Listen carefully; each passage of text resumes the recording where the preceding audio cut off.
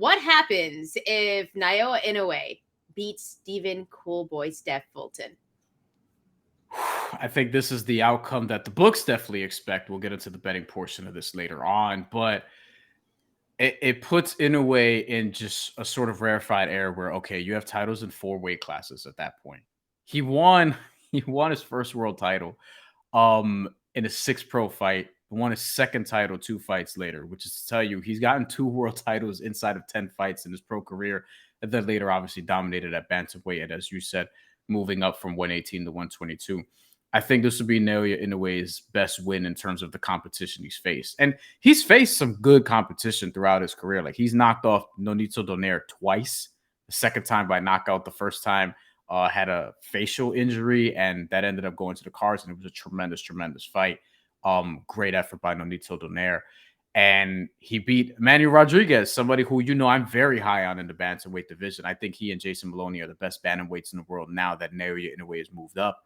He got Rodriguez out of there in 2 rounds, inside of 2 rounds. Body work was impressive. He just knocked him out. Rodriguez was undefeated at the time. But Fulton is so technically sound, is better than anyone that Inoue's fought. I think Inoue is also better than anyone Fulton's fought. I think that's obvious.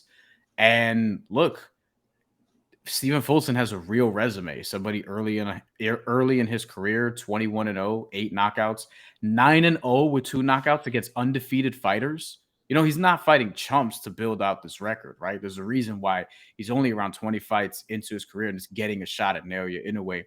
And, he's beaten Brandon Figueroa. He's beaten Angelo Leo. He's beaten Adam Lopez, like a very young Adam Lopez, and Joshua Greer early on in his career, who later on became somewhat of a contender in this sort of bantamweight, super bantamweight world. And I think that Inoue doing this would obviously, it could cement him pound for pound number 1 for some people if he's not there already. I think with Errol Spence and Terrence Crawford, we have to wait a few days to sort of see how that goes. But I think the pound for pound conversation is going to start and stop with the winner of that fight and Naoya Inoue are going to be in the top 2. I think that's where beating Stephen Fulton, especially if he does it sensationally, like if he's like he's done his last 5 opponents and 13 of his last 14, then yeah, you'd be talking about Inoue being potentially pound for pound number 1 if you don't have him there already. Yeah, I think it's one of those things where it will transcend Inoue's career more than it already has. I know that a lot of boxing fans know about him, but those casuals, a lot of them don't. And it's crazy because he's knocking dudes out left, right, and center. I think if Inoue gets this victory and he does it in style, say if he was to knock out Fulton, I think that would make him pound for pound number 1 boxer in the world. Because, listen, I don't want to get into the Bud and Spence preview yet, but I don't see either one of them being knocked out. And I'm just going to say it right here. I don't either. I think if Inoue was to knock out Fulton, and listen, he's got the power there. We saw what Brandon Figueroa was doing to Fulton and giving him some problems being that aggressor in their fight. Inoue fights kind of a similar style, right? He likes to bully you in the ring. He likes to cut off the ring. He's good at that.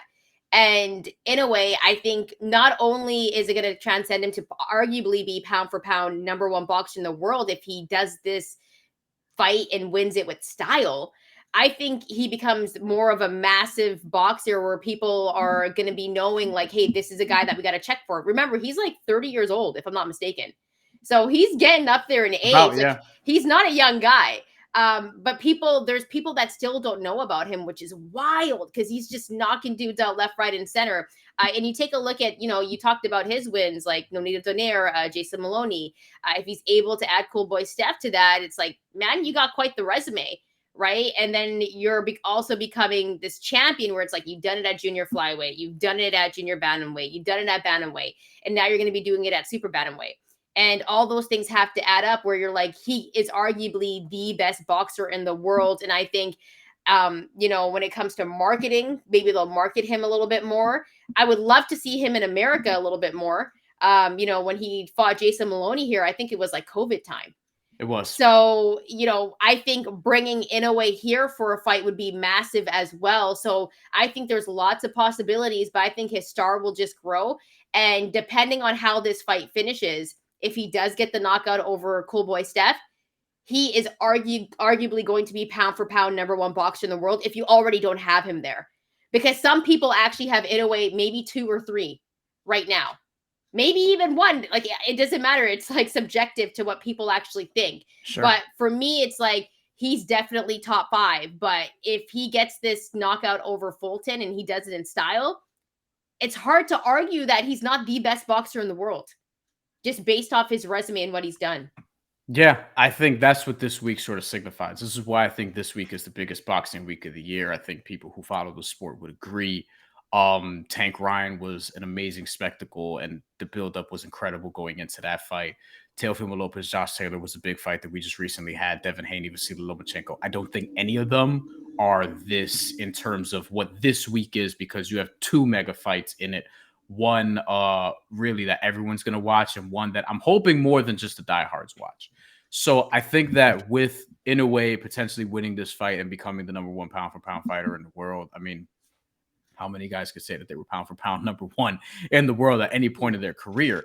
And in doing so from Japan, to your point, like I would love for him to see, because you talked about whether or not they'd bring him to the US again after this. And I hope that that's the case. Not to say that, like, I don't want to sound like a biased American here or whatever. Like, if he wants to finish out his career and just do everything in Japan, like, more power to him. Clearly, there's a reason this fight is in Japan, because look at the attention it's getting locally over there. As opposed to what it would be doing here, right? And that's not a knock on Stephen Fulton or anybody, quite frankly, but he's a megastar in Japan, Naoya Inoue is, right? And I'm thinking, like, man, what if they brought him to even, like, it doesn't even have to be T-Mobile Arena or anything like that.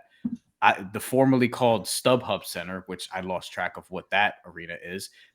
God, imagine putting a Naoya Inoue fight there or whatever. Or if my New York bias could show, I would love if they brought up some Madison Square Garden. And I feel like I think they could really well. Yeah. I think they definitely could. And we know how that Japanese fan base comes out and supports their fighters, right? They love that. And I actually think he could do it at T-Mobile in Vegas. I think he could do it at the MGM in Vegas, like some old school. I loved when they used to have massive fights there at the MGM all the time growing up.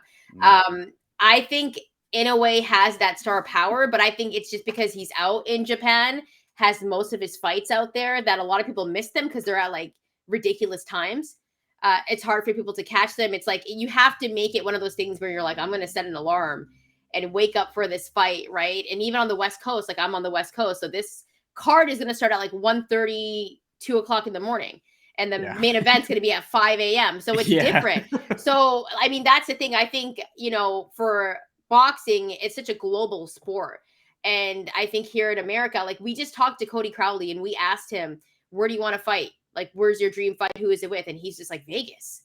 Like, he didn't even, I thought he was going to be like, what? I'd love to have one in Canada or something like that. You know what I mean? More monumental. That's why I asked him, right? I gave him the alley and he didn't do the oop, but he was like, Vegas, he was like Vegas. So it's just like, I think like his star power is just going to be so much bigger after this fight, regardless of how it ends. Well,